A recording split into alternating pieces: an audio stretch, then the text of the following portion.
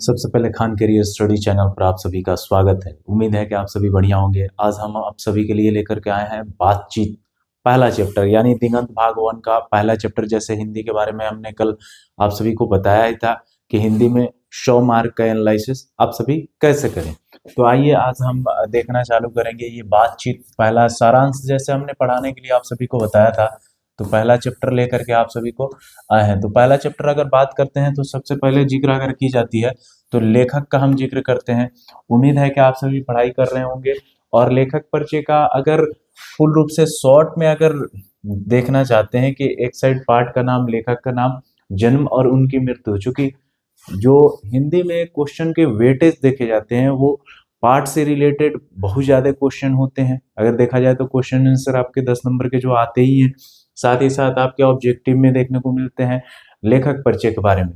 तो लेखक परिचय का जब हम विश्लेषण करना स्टार्ट करते हैं तो बातचीत के जो लेखक हैं वो हैं आपके बालकृष्ण भट्ट। तो बालकृष्ण भट्ट के बारे में आपको जानना अति आवश्यक हो जाता है, क्योंकि एग्जाम से रिलेटेड एक क्वेश्चन भी पूछे जाएंगे कि बालकृष्ण भट्ट का जन्म कब हुआ था। तो यहाँ पर इंगित करके आप सभी को दिखाया ही गया है कि बालकृष्ण भट्ट का जन्म 23 जून 1844 को हुआ था। 23 जून 1844 को हुआ था। साथ ही साथ उनका निधन कब होता है? निधन होता है 20 जुलाई 1914 को। उनका निवास स्थान क्या था? इलाहाबाद, उत्तर प्रदेश, जो प्रयागराज के नाम से जाना जाता है। इलाहाबाद आप सभी अभी रिसेंट में ही नाम बदला है। ये पहले का नाम इलाहाबाद दर्ज है। उनके माता पिता का नाम यहाँ दर्शाया गया है। तो पार्वती देवी एवं बेनी प्रसाद भट्ट। पिता एक व्यापारी थे और माता एक सांस्कृतिक महिला, जिन्होंने बालकृष्ण भट्ट के मन में अध्ययन की रुचि एवं लालसा जगाई। बहुत बार क्या होता है कि पिताजी लोग पढ़ने के लिए जागरूकता फैलाते हैं, लेकिन यहाँ पर क्या है कि अपने माता जी से प्रभावित होकर पढ़ना स्टार्ट किए थे। ठीक, इनके अंदर लालसा जगाई थी। चलिए आगे इसमें पढ़ना स्टार्ट करते हैं कि शिक्षा की जो प्रारंभ की बात की जाती है तो प्रारंभ में संस्कृत का अध्ययन किए और 1867 में प्रयाग के मिशन स्कूल से एंट्रेंस की परीक्षा दी। उसके साथ ही साथ इनके वृत्ति के बारे में बहुत ज्यादा हम चर्चा नहीं करेंगे, हम पुनः पाठ के बारे में चर्चा करेंगे, जो कि मेन पॉइंट का हम चर्चा कर देंगे। जैसे वृत्त की बात की जाती है तो वृत्त के बारे में आप सभी देख लेंगे कि 1869 से 1875 तक प्रयाग के मिशन स्कूल में अध्यापन, 1885 से प्रयाग के CAV स्कूल में संस्कृत का अध्यापन, 1888 में प्रयाग की कश्यप पाठशाला इंटर कॉलेज में अध्यापक नियुक्त, किंतु उग्र स्वभाव के कारण नौकरी छोड़नी पड़ी। और ये उग्र स्वभाव के थे। बहुत से लोग होते हैं बहुत कम बातों पर गुस्सा उनको ज्यादा आता है। ठीक है, जैसे अभी क्या है कि आप टीन एज में हैं तो आपको क्या है कि गुस्सा बहुत ज्यादा आता होगा आप सभी को। जैसे कहा जाता है, दो बातें कही जाती है कि विद्यार्थी जीवन बहुत ही सुनहरा जीवन होता है। ठीक है, विद्यार्थी जीवन बहुत सुनहरा, उसी को इंग्लिश में student life is a golden life. और साथ ही साथ आपका ये भी कहा जाता है कि teenage is more dangerous age, मतलब जो काउंटिंग नंबर आते हैं जिसमें अंतिम में टीन आते हैं 13 से लेकर के 19 तक, वो काफी डेंजर होते हैं। और साथ ही साथ इसमें जब हम पढ़ना स्टार्ट करते हैं तो विशेष परिस्थिति में, जब विशेष परिस्थितियां इनको पिता के निधन, रोपण, प्रतीक, व्यापार संभालने के नाम पर गृह कलह का सामना करना पड़ा। और जब भी कोई घर में अगर पिता का देहांत हो जाता है तो निश्चित रूप से उसमें उनका व्यापार कौन संभालेगा, किस तरीके से चलेंगे व्यापार, उसका भी इनको सामना करना पड़ा था। और तमाम सारे इसमें बातें रही उनकी के हिंदी वरदानी सभा प्रयाग की ओर से 1887 में हिंदी के प्रदीप नामक मानसिक पत्र निकालना प्रारंभ किया। उसके बाद इसे वे 33 वर्ष तक चलाते रहे। इसमें नियमित रूप से सामाजिक, साहित्यिक, नैतिक, राजनीतिक विषय पर निबंध लिखते रहे। 1881 में वेदों की युक्तपूर्ण समीक्षा की। उसके बाद से वेदों के बारे में 1886 में लाला श्रीनिवास दास के संयोगिता संवर की कठोर आलोचना की। जीवन के अंतिम दिनों में हिंदी शब्दकोश के संपादन के लिए श्याम सुंदर दास द्वारा काशी आमंत्रित, किंतु अच्छा व्यवहार न होने पर अलग हो गए। उसके साथ ही साथ इसमें उनकी अन्य रचनाएं रही, जिसमें उपन्यास, रहस्य कथा, नूतन ब्रह्मचारी 100, अनाज 1 सुजान और तमाम सारी। उसके बाद से इसमें भी उनके देखेंगे कि निबंध में 1000 से के आसपास निबंध, जिसमें 100 से ऊपर बहुत महत्वपूर्ण भट्ट यहाँ पर दर्शाते हैं कि बालकृष्ण भट्ट की हिंदी, आधुनिक हिंदी गद्य में अधिक निर्माताओं के, लेकिन उस उतने सारी चर्चाओं को हम मद्देनजर रखते हुए सीधा आते हैं बातचीत के बारे में। बातचीत के बारे में, और बातचीत जो एक पाठ का नाम है। बातचीत कोई कभी भी अगर बातचीत की जो जिक्र होती है तो बातचीत दो मनुष्यों के बीच होती है। अकेले बहुत कम लोग बातचीत कर पाते हैं, क्योंकि स्वयं से, लोग कहते हैं कि स्वयं से बातचीत करना आसान है, लेकिन स्वयं से बातचीत करना काफी मुश्किल है, क्योंकि असली वार्तालाप दो ही व्यक्तियों के बीच हो सकती है, अकेले नहीं हो सकती है। तो बातचीत के बारे में चलिए व्याख्या स्टार्ट करते हैं। हम सारांश इसका देखेंगे कि किस अंदाज में प्रस्तुत करते हैं बातचीत को बालकृष्ण भट्ट। बालकृष्ण भट्ट आधुनिक हिंदी गद्य के आदि निर्माताओं और नए रचनाकारों में से एक हैं। बालकृष्ण भट्ट की बातचीत निबंध के माध्यम से मनुष्य को ईश्वर द्वारा दी गई अनमोल वस्तु वाक्य शक्ति का सही इस्तेमाल करने को बताते हैं। और मनुष्य के लिए अगर देखा जाए तो वाक्य शक्ति जो है एक अनमोल वरदानों में से एक है। इसलिए चूंकि मनुष्य अगर बातचीत नहीं कर पाता तो निश्चित रूप से एक गूंगे की तरह कहीं बैठा होता या किस प्रकार का जीवन यापन करता, यह मनुष्य स्वयं नहीं समझ पाता। क्योंकि भाषा के अगर बातचीत की भाषा से अगर रिलेट करके देखा जाए तो भाषा रहेगा तभी मनुष्य बातचीत कर पाएगा। अगर भाषा नहीं रहता है तो मनुष्य बातचीत कैसे कर पाएगा। निश्चित रूप से जब आप देखना स्टार्ट करते हैं तो भाषा को तीन खंडों में विभक्त किया गया है। एक मौखिक यानी लोग एक दूसरे से बोल करके क्या करते हैं, अपने बातों का आदान प्रदान करते हैं। एक लिखित, जो लिख करके अपने बातों को। तीसरा सांकेतिक, मतलब अगर सिंपल आप ऐसे पानी का किसी को इशारा करते हैं तो पानी, अगर भोजन का इशारा करते हैं तो भोजन, टाटा का इशारा करते हैं तो समझ जाता है कि हाँ जाने वाले हैं। ठीक, बहुत सारे इशारे हैं। ठीक, तो इशारे से आप बहुत सारी चीजों को देखते हैं कि उससे भी बातचीत होती है। वो बताते हैं कि यदि वाक्य शक्ति मनुष्य में ना होती तो हम नहीं जानते कि इस गूंगी सृष्टि का क्या हाल होता है। और वही बात हमने आपको बताई भी कि अगर बातचीत मनुष्य में नहीं होती तो ना जाने यह मनुष्य गूंगी सृष्टि का क्या होता। और आगे इसमें कहते हैं कि सब लोग मौन लूज पूज अवस्था में कोने में बैठा दिए गए होते। बातचीत की विभिन्न तरीके भी बताते हैं, यथा घरेलू बातचीत मन रमाने का है। अब यानी घरेलू बातचीत जब कर रहे हैं तो मन रमाने की बात कर रहे हैं कि लोग कभी कभी क्या होता है कि बहुत ज्यादा डिप्रेस हो जाते हैं या अपनी कामों से उब जाते हैं, तो लोग एक दूसरे के पास बैठ करके बातचीत करना शुरू कर देते हैं, चाहे कोई भी टॉपिक हो। ठीक, और खास करके बिहार के क्षेत्रों में जब बिहार बोर्ड के बच्चे अगर पढ़ाई कर रहे हैं तो बिहार के क्षेत्रों में आप देखे होंगे कि ज्यादातर क्षेत्रों में बिना किसी टॉपिक का भी कभी कभी बात स्टार्ट होता है, बात कहाँ से कहाँ चला जाता है उसका कोई मतलब ओर या छोर नहीं रहता है, कहाँ से कहाँ बात पहुंच गया। ठीक, उसी प्रकार आगे इसमें चर्चा करना हम स्टार्ट करते हैं कि वे बताते हैं कि जहां आदमी की अपनी जिंदगी ज्यादा ही मजेदार बनने के लिए खाने पीने चलने फिरने आदि की जरूरत पड़ती है। जैसे जिंदगी जो है, मनुष्य की जिंदगी अगर मजेदार बनानी है तो जिंदगी मजेदार बनाने के लिए खाने पीने नहाने धोने, ठीक, और चलने फिरने के लिए सब चीजें जरूरी हैं। ठीक उसी प्रकार वहां बातचीत की भी अत्यंत आवश्यकता है, क्योंकि मनुष्य अगर बातचीत नहीं करेगा तो अपने जीवन के जो बहुत सारे चीजें हैं जिसमें उसको कोई किसी का बात सुन लेता है तो बहुत सारे दिमाग में टेंशन भरे रहते हैं, तो बातचीत करने से वो मन हल्का हो जाता है। मतलब इसमें आगे जिक्र किया जाएगा कि जो घाव मवाद बने रहते हैं वो वाष्प बन के क्या होते हैं, निकल जाते हैं, भाप बन के आपके अंदर से निकल जाते हैं। तो जो कुछ मवाद या धुआं जमा रहता है वो बातचीत के जरिए भाप बनकर बाहर निकल पड़ता है, जिसके बारे में हमने चर्चा की। और इससे क्या होता है कि आपका मन चित्त, यहाँ पर चित्त का जिक्र किसको किया जा रहा है कि आपका मन जो होता है, मन हल्का और स्वच्छ हो, परम आनंद में मुग्ध हो जाता है। और बातचीत का भी एक खास तरह का मजा होता है। जैसे बातचीत आप करने लगिएगा तो खाना पीना सब भूल जाइएगा।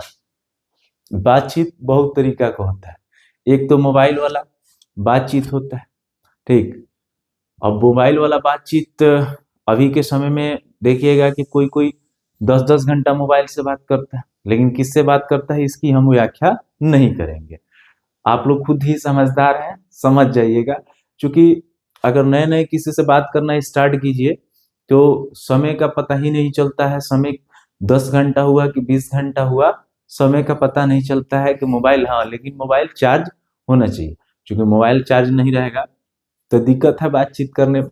तो दूरभाष से भी अब बातचीत हो जा रहा है। अभी तो बातचीत के बहुत सारे साधन आ गए हैं, व्हाट्सएप, फेसबुक, मैसेंजर, मतलब फेसबुक का ही है, मैसेंजर हो गया, इंस्टाग्राम हो गया, और क्या हो गया, स्नैपचैट। अभी हमको कुछ दिन पहले ही एक लड़का बता रहा था कि गूगल पे से भी बातचीत होता है। तो हमको नहीं मालूम था इसके बारे में। हालांकि वो बताया कि कैसे गूगल पे से बातचीत होता है सब। तो हम कहें अच्छा, गूगल पे में भी सब सिस्टम दिया हुआ है। हमको नहीं मालूम था, लेकिन हमको भी मालूम चल गया। हालांकि टेक्नोलॉजी का समय है, जानना चाहिए ये सब चीजें। लेकिन जहाँ टेक्नोलॉजी का सदुपयोग है वहां दुरुपयोग भी है। आप जितना सदुपयोग करना चाहते हैं आप स्वयं कर सकते हैं। किसी भी चीज का पॉजिटिव पॉइंट होता है तो निगेटिव पॉइंट भी होता है। तो उसी प्रकार से हम आगे जिक्र करते हैं कि यही नहीं, वे बतलाते हैं कि मनुष्य बोलता नहीं तब तक उसकी गुण दोष नहीं प्रकट हो सकता। ये भी बात सही है कि जब तक मनुष्य बोलेगा नहीं तब तक उसके बारे में आप कैसे जान पाइएगा। बात बोलेगी हम नहीं, भेद खोलेगी बात ही। यानी बात बोलती है, हम नहीं बोलते हैं, और भेद खोलती है बात ही। जब आप किसी से बात करना स्टार्ट कीजिएगा तो उसके बारे में जानना स्टार्ट कीजिएगा। जैसे जैसे आप जानने लगिएगा वैसे वैसे भेद खुलने लगेगा। इसीलिए बहुत सारे जैसे लोग होते हैं, तो गांव में अगर शादी विवाह लगता है तो उसमें लोग कहते हैं कि मतलब जिससे शादी होने वाला रहता है, या जो हस्बैंड रहता है या वाइफ रहती है, जो दुल्हन रहती है या दूल्हा रहता है, तो उसको घर के लोग समझाते हैं कि पहले ही से सब चीज नहीं बात करना चाहिए, या नहीं तो ओपन हो जाएगा तो फिर उसमें कोई भी चीज धीरे धीरे खुलने लगेगा तो लगेगा कि बहुत सारी कमियां, बोलते बोलते आदमी क्या बोल जाता है उसका कोई लिमिट नहीं रहता। उसमें बहुत सारे अपने जो नहीं बोलना चाहिए, जिन बातों को, उन बातों को भी बोल जाता है। ठीक है, तो बात बोलेगी हम नहीं, भेद खुलेगी बात। ठीक, तो इसीलिए कहीं भी लिमिट में बोलना चाहिए। लिमिट से अधिक बोलिएगा आपके लिए हानिकारक हो जाएगा। समझ रहे हैं? यहाँ पढ़ना है, अब कोई पढ़ने के लिए किताब कह देगा तो आप कहिएगा कि नहीं लिमिट में बोलना है। नहीं, ये बोलने वाला चीज है, जो सामाजिक चीज है उसमें लिमिट में बोलना चाहिए। नहीं, अगर कहीं जा रहे हैं तो आप किसी चीज को बेहतर जान रहे हैं, जानने के बाद भी आप चुप रहा कीजिए। अभी के समय में हम देख रहे हैं कि जितने भी नए नए लड़के हैं, वो जितने भी मतलब उनसे बड़े लोग हैं उनका रिस्पेक्ट थोड़ा कम कर रहे हैं। रिस्पेक्ट यानी अपने आप को ज्ञानी बनने लग रहे हैं। अगर बड़े लोग कुछ ज्ञान दे रहे हैं तो उसको समझिए कि आखिर वो आप जिन रास्तों पर चल रहे हैं उन रास्तों को क्रॉस करके वो आगे जा चुके हैं। कहीं ना कहीं आपसे ज्यादा अनुभव हो सकता है कि उनके अनुभव में थोड़ी सी कमी रह गई है। वो आपको कभी गलत शिक्षा तो नहीं देंगे और वो पुनः प्रयास करते हैं सही बताने के लिए। लेकिन अभी के समय में जो नए नए बच्चे हैं उनके अपने अंदर इतना ईगो है कि वो बड़े लोगों की बात को नहीं मानते हैं, बड़े लोगों से बातचीत करना नहीं चाहते हैं। इस चीजों को हम देखे हैं और सोसाइटी में इन चीजों को हम समझने का प्रयास किए हैं। और आगे इसमें क्या है कि उसका गुण दोष प्रकट होता है। वैन जॉनसन का कहना है कि बोलने से ही मनुष्य के रूप का साक्षात्कार हो जाता है। वैन जॉनसन यहाँ पर क्या कह रहे हैं, ये नाम याद रखिएगा। वैन जॉनसन कह रहे हैं कि मनुष्य जो है, वैन जॉनसन का कहना है कि बोलने से ही मनुष्य का साक्षरता का पता चलता है। कि मतलब व्यक्ति पढ़ल लिखल बड़न कि अनपढ़ बड़न। ठीक, अब पहले के समय के आप लोग बात बताते हैं कि पहले जब लोगों का देखौकी होता था शादी विवाह का, तो लोग कहते बाबू बोलिए न, चुप रहिए, ढेर ना बोले। ठीक। अब पहले के लोग पेपर पढ़ा करते थे, बहुत सारे अनपढ़ लोग भी हुआ करते थे। तो बोलने से तो क्या कह रहे हैं कि बोलने से व्यक्ति की गुण और दोष का पता चलता है, साथ ही साथ इतना पता चलता है वो कितना साक्षर है, या मतलब कितना पढ़ा लिखा है, कितना पढ़ा लिखा नहीं है। यूरोप के लोगों में बातचीत का हुनर है, जिसे आर्ट ऑफ कन्वर्सेशन कहते हैं। यूरोप के लोगों में क्या है, यूरोप एक कंटिनेंट है, ठीक है, जैसे 7 महाद्वीप है, तो उसमें से यूरोप भी क्या है, एक महाद्वीप है। लेकिन वहाँ की मुख्य जो भाषा है वो अंग्रेजी है, और अभी के समय में 195 देशों में अंग्रेजी बोली जा रही है। लेकिन उससे हिंदी की महत्व घटी नहीं है, हिंदी की महत्व में कहीं घटा, माने कोई कहे कि डाउनफॉल आया है तो नहीं। लेकिन कहने का मतलब यह है कि अंग्रेजी सीखने वाले लोगों की संख्या बढ़ गई है। बढ़ने का कारण हुआ है चूंकि 195, अगर आप अंग्रेजी सीख जाते हैं तो 195 देशों में आप सरवाइव कर सकते हैं। इसलिए हो सकता है कि आने वाले समय में धीरे धीरे सभी देशों में हिंदी जानने वाले लोग जाएं, एक दूसरे को सिखाएं, शिक्षित करते जाएं। ठीक, हिंदी चूंकि काफी टफ विषय है, जितना आसान आप लोग समझते हैं उतना आसान है नहीं, जिसे आर्ट ऑफ कन्वर्सेशन कहते हैं। इससे सब प्रसंग में ऐसे चतुराई से प्रसंग छोड़ जाते हैं कि जिन्हें कान को सुन अत्यंत सुख मिलता है। जैसे कभी कभी बातचीत आप करते करते कभी कभी कोई गाना सुनते हैं, कोई किसी का लेक्चर सुन रहे हैं तो बहुत अत्यंत सुख होता है। कभी कभी किसी का बात सुन रहे हैं तो क्या होता है कि बहुत सुख आनंद प्राप्त होता है। ठीक, तो वही बात इसमें कहा जा रहा है कि बातचीत, हिंदी में इसका नाम सहज गोष्ठी है। और बालकृष्ण भट्ट बातचीत का उत्तम तरीका यह मानते हैं कि हम वह शक्ति पैदा करें कि अपने आप बात कर लिया करें। अब बालकृष्ण भट्ट कह रहे हैं कि हमारे अंदर वो शक्ति पैदा होना चाहिए जिससे हम स्वयं अपने आप से बात कर सके। स्वयं अपने आप से बात करने के लिए आपको एकांत में रहना पड़ेगा। और जैसे आप लोग देखे होंगे कि ऋषि महात्मा किसी से बहुत कम बोला करते हैं, जो सन्यासी होते हैं वो बहुत कम किसी से बोला करते हैं, वो अपने तपस्या में लगे रहते हैं। आगे इसमें जिक्र किया जा रहा है कि बालकृष्ण भट्ट की तरीकों को बताया गया है कि बातचीत में भाव अर्थात पूर्ण रूप से उजागर करना चाहिए। बातचीत में क्या होता है कि भाव, जैसे दुख है तो दुख में दुख के तरीके से भाव, अब कहीं गए हैं किसी के मैयत में हंसना चालू कर दें, वहां बातचीत कर हंस रहे हैं, तो वहां के जितने भी लोग हैं वो आपके कहीं ना कहीं साक्षरता पर प्रश्नवाचक चिन्ह लगाने का कार्य आप नहीं कीजिएगा, वो लोग कर देंगे। वो जो लोग होंगे वो खुद आपके साक्षरता पर, गए हैं किसी के शादी विवाह में, वहां पर रोना चालू कर दीजिएगा, वहां खुशी का माहौल है, किसी का पार्टी में गए हैं वहां पर रोना चालू कर दीजिएगा, तो वहां पर थोड़ा सा दिक्कत होगा। ठीक, अब कोई और समस्या है आप रो रहे हैं तो अलग बात है, लेकिन किसी के खुशी के माहौल में जाकर के रोइएगा तो थोड़ा सा दुख होता है। और कपड़ा का भी सेंस होता है, ठीक है, कपड़ा का सेंस अलग अलग है। जैसे अभी के समय में सफेद कपड़ा, जैसे सफेद कपड़ा हो गया, रंगीन कपड़ा हो गया, अलग अलग जगह पर अलग अलग समय पर पहना जाता है। अभी के समय में शादी ब्याह का माहौल चल रहा था, जिस दिन हल्दी रह रहा था उस दिन पूरा पियरे हो जा रहा था, और जिस दिन मेहंदी रह रहा था उस दिन पूरा हरिहरे हो जा रहा था।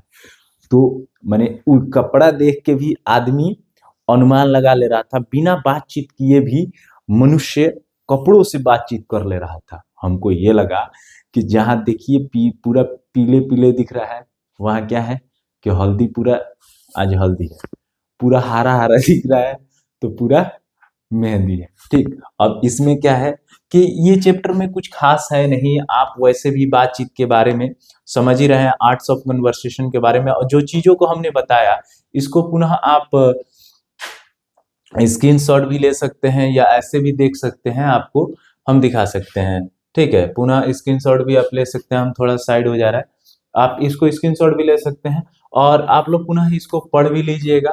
और उम्मीद है कि आप सभी पढ़ाई कर भी रहे होंगे, क्योंकि महज बहुत कम समय बचा हुआ है, तो आप सभी पढ़ाई पर विशेष ध्यान दीजिए। चूंकि नहीं पढ़िएगा तो फिर 9 तारीख को हिंदी का एग्जाम है, काफी कम समय बच गए हैं, तो प्रत्येक चैप्टर का कम से कम सारांश जानिए आप, ताकि क्वेश्चन आंसर आपको बनाने में कोई कठिनाई ना हो। और उसके बाद से तो जनवरी से लगातार लाइव चलेंगे ही, और लाइव चलेंगे तो उम्मीद है कि आप सभी लाइव में ज़्यादा से ज़्यादा संख्या में जुटेंगे और ज़्यादा से ज़्यादा संख्या में प्रेजेंट रहेंगे ताकि सभी टीचर आप सभी को पढ़ा सकें। और उम्मीद है कि आप सभी भी इसे पढ़ रहे होंगे। अब तक जो भी नहीं पढ़ रहे हैं वो पढ़ना स्टार्ट कर दीजिए। खान कैरियर स्टडी पर जो प्लेलिस्ट बने हुए हैं उसमें भी आप जा करके एक ही जगह, आपको इधर-उधर भटकने की ज़रूरत नहीं है। प्लेलिस्ट में जाइए, एक ही जगह सारे जिस सब्जेक्ट को पढ़ना है, उस सब्जेक्ट के सारे कॉलम उसमें बने हुए हैं, एक-एक वीडियो के। आप जाइए उसमें सर्च कीजिए और पढ़ना स्टार्ट कर दीजिए। सभी विषय पढ़ा कीजिए, एक विषय पढ़ने से कुछ नहीं होने वाला है। लेकिन हिंदी, इंग्लिश पर वेटेज जो रहता है 100-100 नंबर का रहता है। बाकी आपके 70 नंबर के पीसीबी अगर लिए हैं तो 70-70 नंबर के आपके पेपर होंगे, 90 नंबर के आपके प्रैक्टिकल होंगे। प्रैक्टिकल भी अब होने ही वाले होंगे। आप सभी के विद्यालय के प्रधानाध्यापक आप सभी को सूचित करेंगे ही, तो पहले से आप सभी प्रिपेयर रहिए उसके लिए। पुनः आप सभी को धन्यवाद। आप सभी पढ़िए, स्वस्थ रहिए, मस्त रहिए। जय हिंद।